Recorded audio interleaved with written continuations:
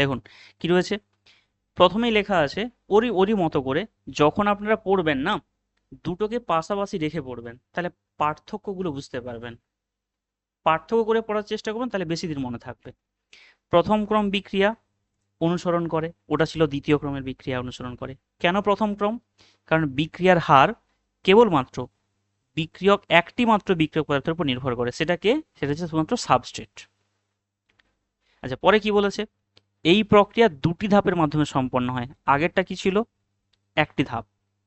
আচ্ছা, পরে কি বলেছে? দুটো ধাপ যে হয় সেটা কি কি হয়? ধাপ ওয়ানে কি লেখা আছে? ধ্রুবীয় সিএক্স বন্ধনটি ধীর গতিতে ভেঙে গিয়ে কার্বোক্যাটায়ন এবং হ্যালাইড আয়ন উৎপন্ন করে। তার মানে এখানে এইটা হচ্ছে আমাদের ট্রিক পয়েন্ট। আগেরটায় ট্রিগার পয়েন্ট কি ছিল? Bulky group. এখানে আপনাদের ট্রিগার পয়েন্ট হবে কার্বোক্যাটায়ন। পরে কি হয়? এভাবে উৎপন্ন কার্বোক্যাটায়ন ধাপ টুতে নিউক্লিওফাইল দ্বারা আক্রান্ত হয় এবং প্রতিস্থাপন বিক্রিয়াটি সম্পূর্ণ করে। পরের ধাপে লিখেছে, পরে কি লেখা আছে? ধাপ ওয়ানটি মন্থর গতি সম্পন্ন এবং উভধর্মী হয়। এই যে মন্থর গতি মানে স্লো স্টেপ, তো বিক্রিয়ার হার এই মন্থর গতির উপর নির্ভর করে। পরের স্টেপে লেখা আছে দেখুন, যেহেতু বিক্রিয়ার গতি মন্থর ধাপের উপর নির্ভর করে, তাই বিক্রিয়ার গতি কেবলমাত্র অ্যালকিল হ্যালাইডের গাঢ়তার উপর নির্ভর করে। কারণ দেখুন, ধাপ ওয়ানে শুধু তো আপনার ওই হ্যালো অ্যালকেনটাই থাকবে, আর তো কেউ থাকবে না। মানে এখানে কি হয় বলছে দেখুন, যেটা বলতে চাইছি, সাপোজ ধরুন এইটা আমার যৌগ নিয়েছি আমি, এটা আমার এটা দেওয়া আছে। প্রথম ধাপে তো নিউক্লিওফাইলের কোনো প্রভাব কেউ আসবেই না, প্রথমে শুধু এটা থাকবে। এ কি করবে? এই বন্ধনটাকে ভেঙে দেবে। এই যে বন্ধন বিভাজনটা হয়, এটা ধীর গতিতে হয়। দিলে এখানে কি পাবো আমরা? কার্বোক্যাটায়ন তৈরি হবে, প্লাস হবে, আর এখান থেকে সিএল মাইনাস হবে। তো এই যে আপনি কার্বোক্যাটায়নটা পেলেন, তা এটা কোথা থেকে তৈরি করেছেন? এই যৌগটা থেকে। তাহলে এই এই যে ধাপটা, এটাই হচ্ছে আপনার স্লো স্টেপ, ধীর গতিতে হয়। তাহলে এই স্লো স্টেপে আপনার বিক্রিয়ক অণুর সংখ্যা কটা? শুধু একটাই সাবস্ট্রেট পড়ে আছে, বিক্রিয়ক অ্যালকিল হ্যালাইড যেটা। তো এইটার গাঢ়তার উপর নির্ভর করে, তাই বিক্রিয়ার ক্রম ওয়ান হয়। এবার নেক্সট স্টেপ, দ্বিতীয় ধাপে কি হয়?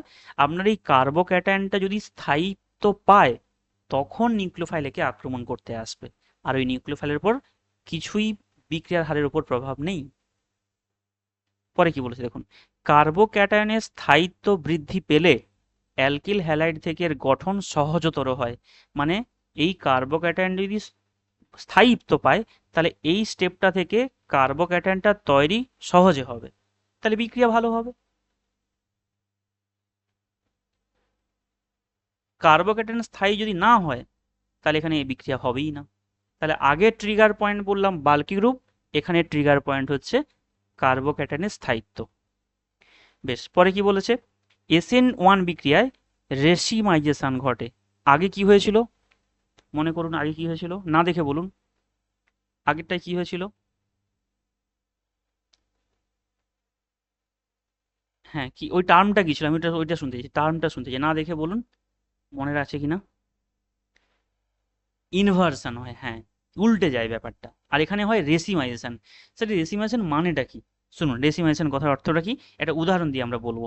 আসুন এখানে চলে আসুন, উদাহরণ দিয়ে বলছি। আচ্ছা, প্রথমে উদাহরণটা দেখুন যেটা নিয়েছি, CH3 হোল 3 CBr, তার সাথে ওইচ দেওয়া হয়েছে। এটা তো আমরা পুরো সম্পূর্ণ বিক্রিয়ার লেখা আছে এখানে। অ্যাকচুয়ালি বিক্রিয়াটা ধাপের মাধ্যমে হয়, সেই ধাপগুলো নিচে দেখুন। এটা হচ্ছে প্রথম ধাপ, লেখা আছে ধাপ ওয়ান। এটা হচ্ছে আপনাদের স্লো স্টেপে হয়, ধীর গতি সম্পন্ন। কার্বোক্যাটায়ন তৈরি হলো। এবার ধাপ টুতে এটা ভেরি ফাস্ট হয়।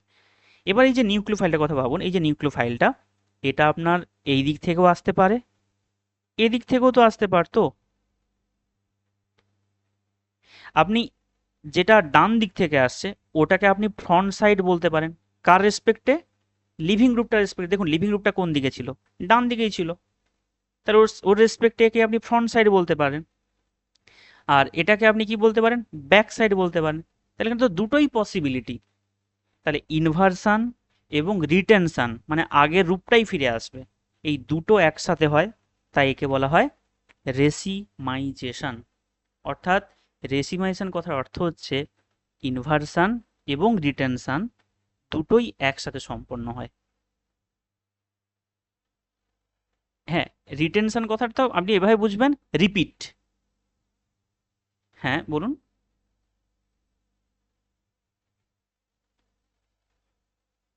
না না, এরকম নয়, শুনুন শুনুন, ব্যাপারটা হচ্ছে তার পসিবিলিটি দুটো, রিটেনশন হওয়ার পর ইনভেনশন নয়। আপনার কাছে 50-50% পসিবিলিটি, সম্ভাবনা হচ্ছে দুটো, যে আপনি ফ্রন্ট সাইড থেকেও অ্যাটাক করাতে পারবেন, ব্যাক সাইড থেকেও আপনি অ্যাটাক করাতে পারবেন, দুটোই করতে পারেন।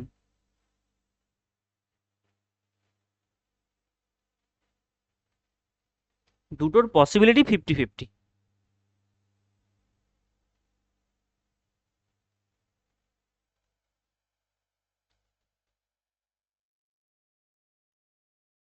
হ্যাঁ, সেটা সব থেকে বেশি হবে।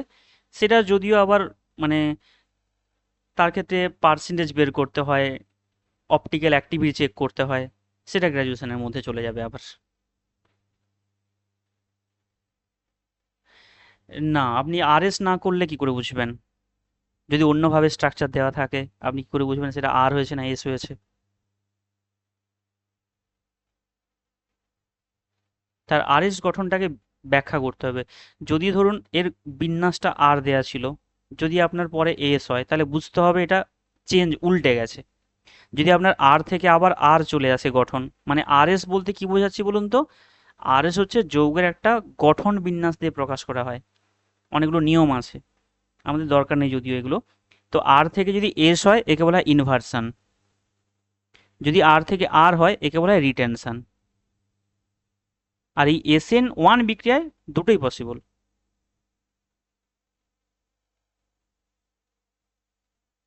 হুম। কিন্তু এটা যতটা আপনি এখন থিওরিতে বুঝতে পারছেন, যখন আপনাকে কোশ্চেন দেওয়া হবে ওরা তো চেঞ্জ করে দেবে যাতে আপনি সহজে বুঝতে না পারেন, গ্রুপগুলোকে এলোমেলো করে দেবে।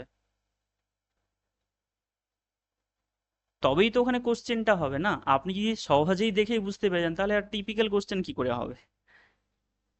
ওরা সাবস্টেটটাকে যেটা দেবে, ওরা প্রোডাক্টটাকে এমনভাবে ঘুরিয়ে ফিরিয়ে গ্রুপগুলোকে দেবে আপনি সহজে বুঝতে পারবেন না। আরএস বের করতেই হবে আপনাকে, যেটা ডাব্লিউবিজিতে বেশি দেয়।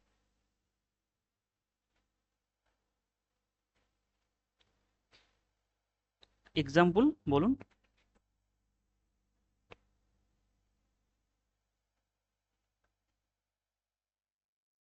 হ্যাঁ, এই আরএস আপনার শুধু এটাই মনে রাখুন যে এখানে রিটেন রেসিমাইজেশন হয় বলে, মানে আরএস নামকরণ যতক্ষণ না আপনি করছেন ততক্ষণ ক্লিয়ার হবে না এটা যে আসলে কি হয়। এখানে শুধু এই যে কার্বোক্যাটায়ন হচ্ছে, দেখুন এই কার্বোক্যাটায়ন মানে কি এক্ষুনি বলছিলাম আপনাকে, এটা একটু বোঝানো যেতেই পারে। ধরুন একটা পি অরবিটাল আপনার খালি হয়ে যাচ্ছে, একটু একটু মাইকটা অফ রাখুন সবাই। এইখানে আপনার একটা পি অরবিটাল তো পুরোপুরি খালি হয়ে যায়, তাহলে এই যে নিউক্লিওফাইলটা যুক্ত হতে আসবে, ও এদিকেও যুক্ত হওয়ার সুযোগ পাবে, এদিকেও যুক্ত হওয়ার সুযোগ পাবে, দুদিকেই সম্ভাবনা। তবে দুদিকেই একসাথে হবে এরকম নয়, ও যে কোনো একদিকে 50-50 সম্ভাবনা। এবার যদি 50-50 হয়ে যায়, আপনার 50% আর হয় 50% এস হয়, তাকে আমরা 100% রেসিমাইশন বলি। কিন্তু প্র্যাকটিক্যাল করে দেখা গেছে 100% কখনো রেসিমাইশন হয় না, অলমোস্ট হয়, 100% হয় না। এটা 2025-এর, 25 না 24-এর যেই মেনে কোশ্চেন দিয়েছিল, যে এসএন1 বিক্রিয়া একটি অপটিক্যালি অ্যাক্টিভ যৌগ নেওয়া হলো, যার বিক্রিয়ার ফলে সেখানে 100% রেসিমাইশন হবে না অলমোস্ট হবে। অ্যান্সারটা হবে অলমোস্ট, 100% কখনো হয় না। হ্যাঁ বলুন।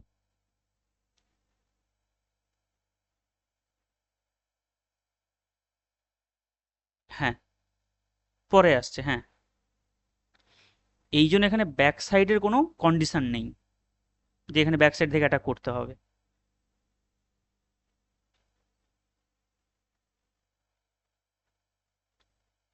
আগে কার্বোক্যাটায়ন সবসময় হবে, তারপরেই এখানে নিউক্লিওফাইল অ্যাটাক করতে আসবে। কারণ কার্বোক্যাটায়ন না স্থায়ী হলে নিউক্লিওফাইল আসবে না। না, সব শেষ, শুধু SN1 এর ক্ষেত্রে যেখানে।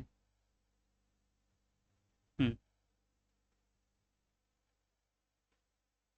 আচ্ছা, এবার আমরা SN1 এর যে বিষয়কারী যে প্রভাব সেগুলো দেখি। যেমন ওখানে পড়েছিলাম সাবস্টেটের প্রকৃতি কীরকম হতে হয়, এখানেও দেখুন লেখা আছে এসএন1 বিক্রিয়ার হার নির্দেশক ধাপে কার্বোক্যাটায়ন উৎপন্ন হয় এবং সেই কার্বোক্যাটায়নের স্থায়িত্ব যত বেশি হবে বিক্রিয়ার হার তত বেশি হয় এবং বিক্রিয়ক অণুটি এসএন1 বিক্রিয়ায় তত বেশি সক্রিয় হয়। তাহলে দেখুন আগের যে উদাহরণগুলো পড়েছিলাম তারই ঠিক উল্টো ক্রমটা এখানে দেওয়া আছে, কারণ ওখানে রিজিন ছিল বাল্কি গ্রুপ আর এখানে রিজিন হচ্ছে কার্বোক্যাটায়নের স্থায়িত্ব। এখানে সব হাইপার কনজুগেশন দিয়ে স্থায়িত্ব পেয়ে যাবে।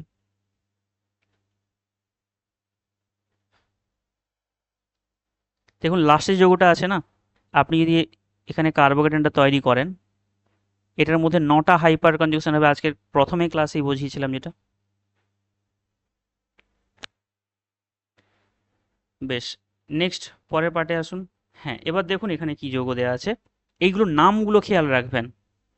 একটার নাম হচ্ছে অ্যালাইলিক আর এটা হচ্ছে বেনজাইলিক হ্যালাইড। এই নামগুলো খুব গুরুত্বপূর্ণ। অ্যালাইলিক হ্যালাইডটা কি? CH2 CH CH2 Cl, এইটাকে বলা হয় allylic group. CH2 double bond CH single bond CH2 তার সাথে Cl,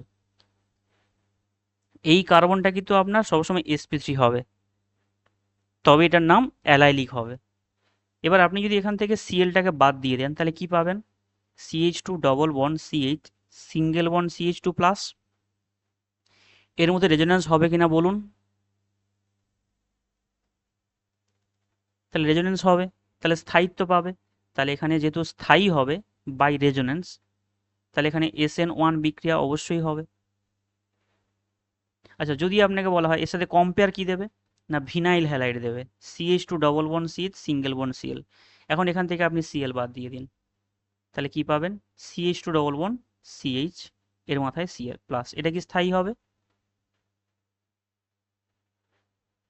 কারণ স্যার যেখানেই ডবল বন্ড সেখানেই পজিটিভ চার্জ। এবার বুঝতে পারছেন তো কেন আমি প্রথমে রেজোনেন্স বুঝিয়েছি, কেন হাইপার কনজুগেশন বুঝিয়েছি? এই জন্য এখন তাড়াতাড়ি অ্যান্সার দিতে পারছেন আপনারা। প্রত্যেকটা বিক্রিয়া যখন আমরা করব না এরপর, প্রতিটা বিক্রিয়া আপনার কার্বোক্যাটায়ন এই টপিকগুলো আসবেই, মানে আপনাকে বারবার এই রেজোনেন্স হাইপার কনজুগেশন ইন্টাগ্রেট এগুলো মনে করতেই হবে। সেকেন্ডটার নাম হচ্ছে ভিনাইল হ্যালাইড, ভিনাইল গ্রুপ। এইটা হচ্ছে আপনার ভিনাইল গ্রুপ। ভিনাইল, এটা ক্লোরাইড আছে বলে ক্লোরাইড হবে, ভিনাইল হ্যালাইড। তো এটার যেখানেই দেখুন ডবল বন্ড সেখানেই পজিটিভ চার্জ, তো এখানে কনজুগেটেড সিস্টেম নয়, এটা অস্থায়ী হয়ে যাবে। তাহলে এখানে অস্থায়ী হলে আর এসএন বিক্রিয়া হবে না। এবার দেখুন পরেরটা দেওয়া আছে বেনজাইলিক হ্যালাইড। স্যার বেনজাইলিক হ্যালাইডটা কি? না দেখুন, বেনজিনের ওপরে আমরা যদি CH2 গ্রুপ রাখি এটার নাম বেনজাইল গ্রুপ, এর সাথে আপনি হ্যালোজেন দিয়ে দিন, তাহলেই বেনজাইল হ্যালাইড হয়ে গেল। দেখুন অনেকে এটা একটু ভুল বোঝার চেষ্টা করে, কীরকম দেখুন, ধরুন মিথেন থেকে একটা হাইড্রোজেন বাদ দিলে মিথাইল হয়। আচ্ছা, ইথেন থেকে একটা হাইড্রোজেন বাদ দিলে কি হয়? ইথাইল হয়, CH3CH2। তাহলে বেনজিন থেকে একটা হাইড্রোজেন বাদ দিলে কি হবে? বেনজাইল হবে, সহজেই বলে দেয়। কিন্তু না, বেনজিন থেকে হাইড্রোজেন বাদ দিলে ফিনাইল হয়, বেনজাইল হয় না, এটা মনে রাখবেন, এটা ফিনাইল হয়।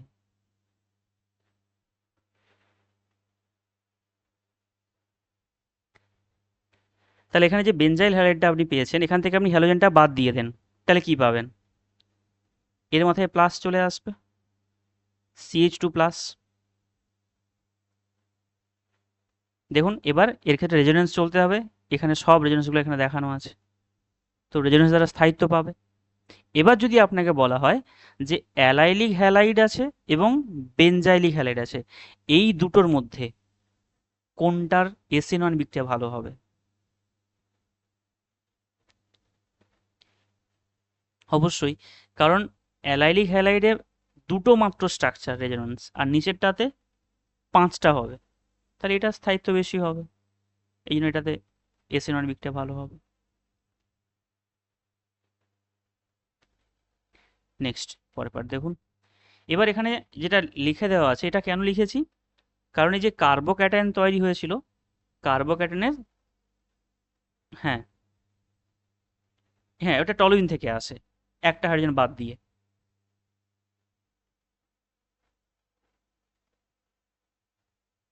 তাহলে সেটা ফিনাইল গ্রুপ, C6H5,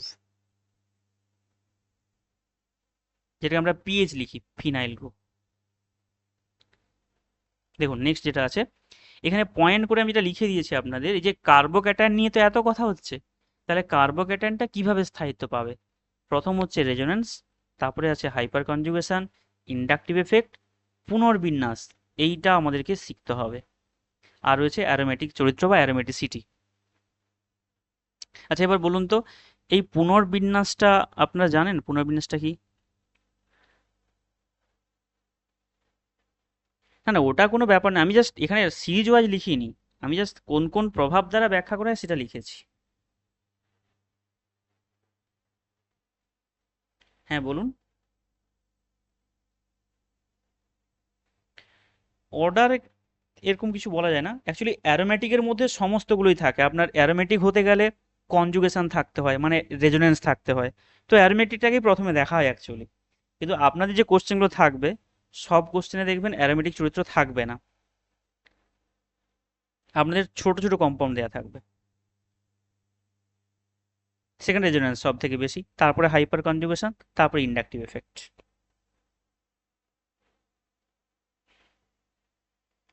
রিঅ্যারেঞ্জমেন্ট তো সব জায়গায় হয় না, রিঅ্যারেঞ্জমেন্ট সব জায়গাতে পাবেন না আপনি। রিঅ্যারেঞ্জমেন্ট মানেটা কি আমি সেটাই জিজ্ঞেস করছি, রিঅ্যারেঞ্জমেন্ট মানেটা কি? রিঅ্যারেঞ্জমেন্ট মানে হচ্ছে আপনার হাইড্রাইড শিফট। হ্যাঁ বলুন। হুম। ওটাই তো, রিঅ্যারেঞ্জ করবো কেন, সব একটা উদাহরণ দিই আপনাকে। ধরুন আমি একটা বাজার থেকে একটা ড্রেস কিনে এনেছি, যে ড্রেসটা আমার ফিটিংস হচ্ছে না, মানে হালকা বড় হয়ে যাচ্ছে, একটুখানি যদি ফিটিংস করি আমার দেখতে ভালো লাগবে, পরতে ভালো লাগবে। তো ব্যাপারটা হচ্ছে সেরকম, আমি এমন একটা কার্বোক্যাটায়ন পেলাম, যে কার্বোক্যাটায়নটা স্থায়ী কিন্তু খুব স্থায়ী নয়, আমি সেটাকে কোনোভাবে যদি রিঅ্যারেঞ্জমেন্ট করতে পারি, সেটা স্থায়িত্ব বেড়ে যেতে পারে। তো ব্যাপারটা সেরকম, সেটাই বলছি আমরা পুনর্বিন্যাস। কোনো না কোনো প্রভাব তো আপনার থাকবেই, রেজোনেন্স না থাকলে হাইপার কনজুগেশন থাকবে, হাইপার না থাকলে ইন্ডাকটিভ এফেক্ট থাকবে, কোনো না কোনো অপশন তো থাকবেই। সব থাকবে না এরকম তো হতে পারে না। তো এমন একটা কম্পাউন্ড দেবে আপনাকে, যেখানে আপনার কার্বোক্যাটায়নের যে স্থায়িত্ব সেটা হয়তো কমে যাচ্ছিল, আপনি এই পুনর্বিন্যাস করে তার স্থায়িত্ব আপনি বাড়াতে পারবেন। তো সেই স্টেপগুলো হচ্ছে আপনার হাইড্রাইড শিফট হয়, মিথাইল শিফট হয়, ফিনাইল রিং শিফট হয়।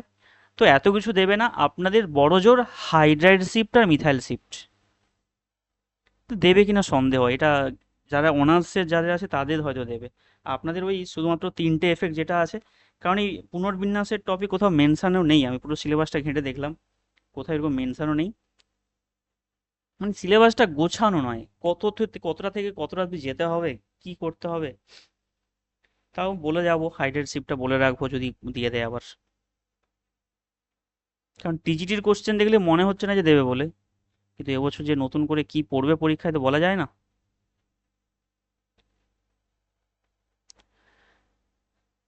আচ্ছা পরের পার্টে চলে আসুন, দ্রাবকের প্রকৃতি।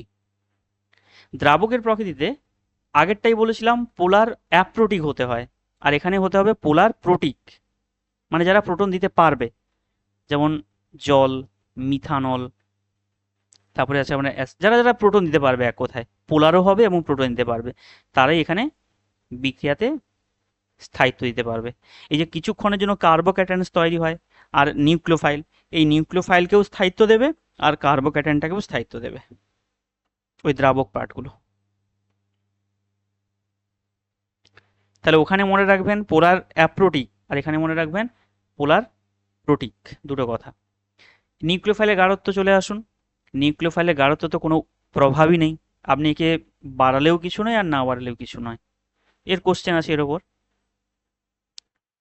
এটা পড়েছে আপনার এসএলএসটিতে 2016।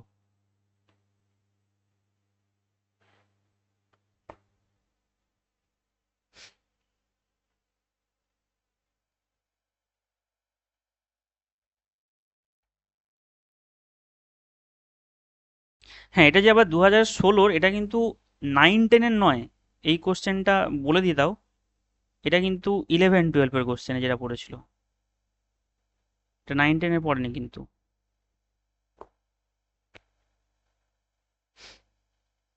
ওয়ান হয়। আচ্ছা ওগুলোকে সবাই কি ওয়ান বলছেন? অনেকেই তো প্রায় গ্রুপ থেকে লেফট হয়ে গেছে, সবাই রেকর্ডিং দেখবে। হ্যাঁ হ্যাঁ বলুন।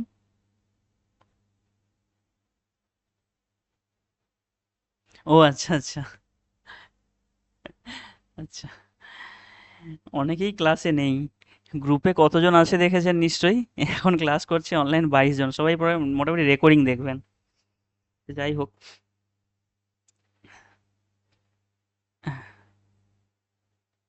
বুঝতে পারছি। দেখুন, আমার তো আর সাত জাগেনি রাত জেগে বসে থাকতে।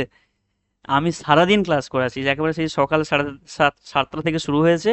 এখন এই যে শেষ করব, দিয়ে আবার একটা নোট বানাবো, দিয়ে ঘুমোতে যাব। বুঝতে পারছি রাত হয়েছে, কিন্তু দরকারটা কাদের? কিচ্ছু করার নেই। আমার তো এর আগে পর্যন্ত পুরো শিডিউল বুকড। আমি 1 ঘন্টা পারবো না, পারবো না। এর আগে পর্যন্ত পুরো বুকড।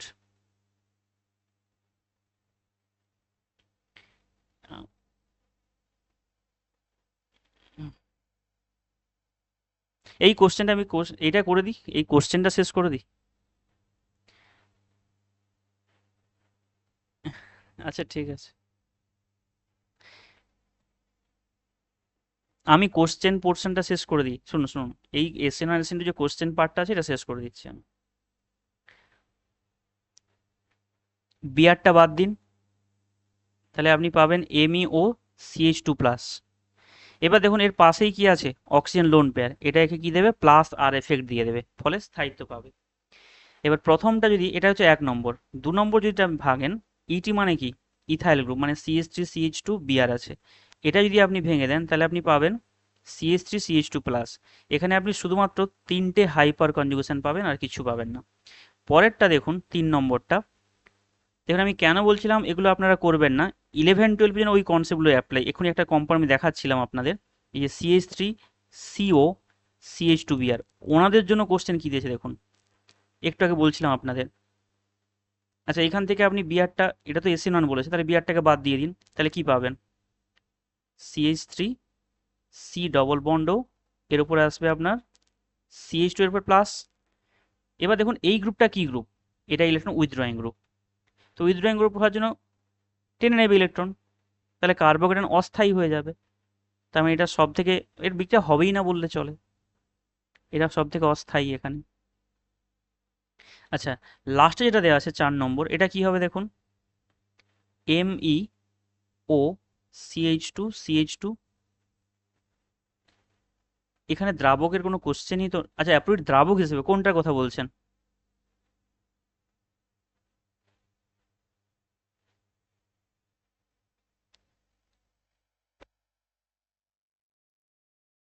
2 নম্বরটা? 3 নম্বরটা পোলার অ্যাপ্রোটি।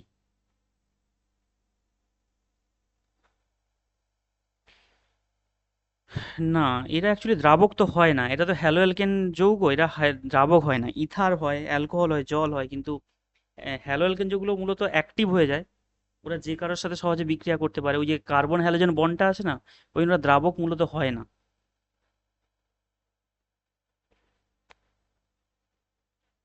না, রেজোনেন্সের পরে হাইপার কনজুগেশন, তারপর লাস্টে ইন্ডাকটিভ। হ্যাঁ, রেজোনেন্সটা আগে ভাববেন, তারপরে হাইপার কনজুগেশন, তারপরে আপনি ইন্ডাকটিভে আসবেন। আচ্ছা, এখান থেকে যদি বিয়ার বাদ দিন তাহলে কি পাবেন, এখান থেকে পাবেন CH3O CH2CH2+। দেখুন 1 নম্বরটা 4 নম্বরটা প্রায় একই রকম, কিন্তু এখানে অক্সিজেন লোন পেয়ারটা আর অ্যাক্টিভ হবে না। ওখানে দেখুন লোন পেয়ার সিঙ্গেল বোন পজিটিভ ছিল, এখানে তো লোন পেয়ার থেকে পরপর দুটো সিঙ্গেল বোন হয়ে গেছে, ফলে এটা স্থায়িত্ব ওইভাবে আর দিতে পারবে না। এই জন্যে একেরটা সব থেকে বেশি স্থায়ী হবে। হ্যাঁ, কনজুগেশন হচ্ছে না, তাই একেরটা হবে সব থেকে বেশি, বিক্রিয়া ভালো হবে। পরে চলে আসুন, সেই দ্রাবক দিয়ে কোশ্চেন দিয়েছে, কোন দ্রাবকে SN1 বিক্রিয়া ভালো হবে। তো আমরা পড়ে এলাম পোলার প্রোটিকে ভালো হয়, তো এক চান্সে অ্যান্সার হয়ে যাবে জলে। এগুলো এখন আপনাদের কোশ্চেনে সমস্যা হবে না, সমস্যা হবে 1 মাস পর, যখন সব থিওরি জমা হবে মাথায় তখন। নেক্সট বলুন, টার্ট বিউটাইল ক্লোরাইডকে বিভিন্ন বিকারক দিয়ে বিক্রিয়া করা হয়, যেমনটি নিচে দেখানো হয়েছে। কোন বিকারক বিক্রিয়াকে দ্রুত প্রভাবিত করবে বলুন? মানে এগুলো হচ্ছে সব অ্যাটাকিং রিয়েজেন্ট, এটাই হচ্ছে নিউক্লিওফাইল।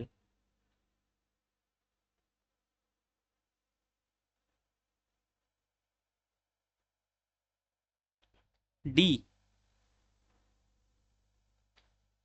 আছে আছে আছে, ভালো করে পড়ুন, এই যৌগটার নামটা পড়ুন তাহলে বুঝতে পারবেন। টার্ট বিউটাইল ক্লোরাইড, টার্সিয়ারি মানে 3 ডিগ্রি। তো আপনি যে যৌগটা লিখেন তাহলে বুঝতে পারবেন। তাহলে এই যৌগের ক্ষেত্রে কোন বিক্রিয়া ভালো হয় সেটা আগে আপনি ভাবুন। এটার ক্ষেত্রে কোন বিক্রিয়া ভালো হয়, SN2 ভালো হয় না SN1 ভালো হয়? তাহলে SN1 দিয়ে আপনাকে ভাবতে হবে। এবার SN1 এর ক্ষেত্রে বিক্রিয়ার হার কার উপর নির্ভর করে? শুধু সাবস্ট্রেট মানে শুধু এই যৌগটার বিক্রিয়ার উপর নির্ভর, এইটার গাঢ়ত্বের উপর নির্ভর করবে। তাহলে আপনাকে যে নিউক্লিওফাইলগুলো দেওয়া আছে এদের বাড়াই বা কমাই কোনো এফেক্ট হবে? এর অ্যান্সার হবে ডি, কোনো এফেক্ট হবে না। মানে কোথা থেকে ভাবতে হয়েছে বুঝতে পারছেন? ওই নামটা থেকে। হ্যাঁ, এরকম বিভিন্ন টাইপের কোশ্চেন থাকবে আপনাদের জন্য। চলুন পরে আচ্ছা আরেকবার বলতে হবে।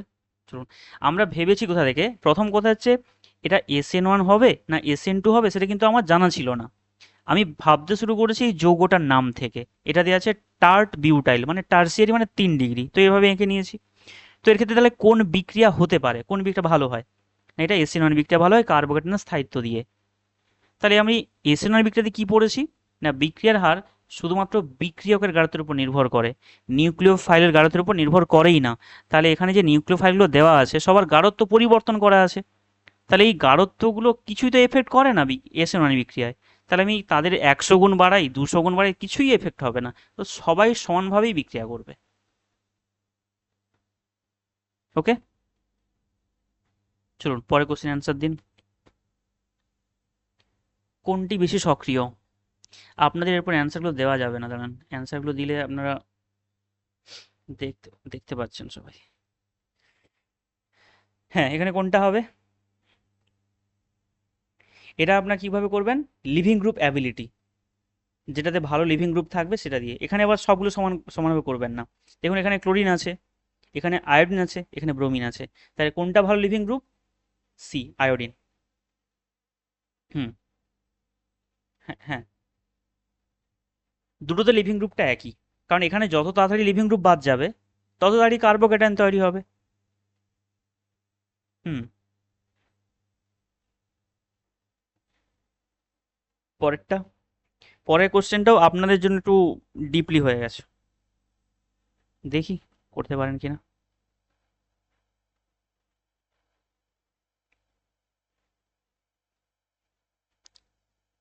ডি বলছেন এটা? ডিটা অ্যান্টিঅ্যামিটিক হবে?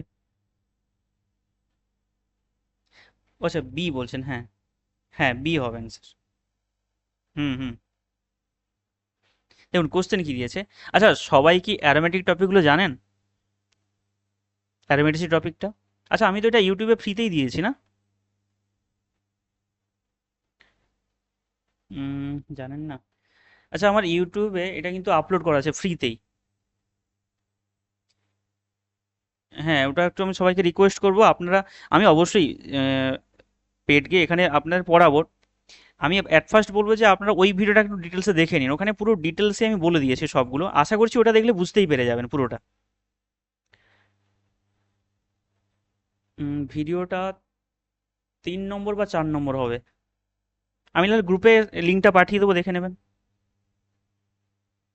আমি গ্রুপে লিঙ্কটা পাঠিয়ে দেবো।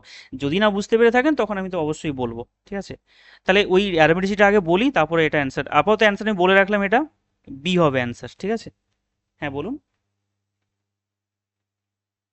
হ্যাঁ, তো এটা অ্যারোমেটিসিটা আগে হোক তারপরে এটা ব্যাখ্যা করবো, কারণ আমাকে পুরোটা তাহলে বলতে হবে এখানে অ্যারোমেটিসিটি নিয়ে। দেখুন পরেরটাতে আসুন। এখানে বলেছে নিচের যৌগ, যে যৌগটি এসএনআর বিক্রিয়া সবচেয়ে দ্রুত গতিতে অংশগ্রহণ করবে, তার মানে কি যার কার্বোকেটান বেশি স্থায়ী হবে? প্রথমেরটা দ্রুত বলেছে, কার্বোকেটানের স্থায়িত্ব খোঁজো। চারেরটা হবে, এখান থেকে বি আর বাদ দাও, তাহলে এখানে পজিটিভ বসবে, এদিকে রেজোনেন্স পাবে, ওদিকে হাইপার কনজুগেশন পাবে। আর কোনো এরকম দেখো কোথাও সাহিত্য পাবে, দেখুন কোথাও পাবে না এরকম। ফোর হবে। কোনটা? তিনেরটা তো বিক্রিয়াই হবে না, না এসএন ওয়ান না এসএন টু। অ্যাকচুয়ালি অ্যারাইল হ্যালাইডে কিছুই হয় না, না এসএন ওয়ান না এসএন টু, ওর বিক্রিয়াই হবে না। হ্যাঁ, রিংয়ের মাথায় পজিটিভ হলে অস্থায়ী হয়ে যাবে, তার অ্যারোমেটিসিটি নষ্ট হয়ে যাবে। ঠিক আছে, চলুন আজ এই পর্যন্ত, এরপর জুতো বিক্রিয়া ছিল, এটা আমরা পরের ক্লাস থেকে শুরু করব। আজকে এই পর্যন্ত। হ্যাঁ, গুড নাইট। সবাই ভালোভাবে পড়াশোনা করো যেগুলো হলো।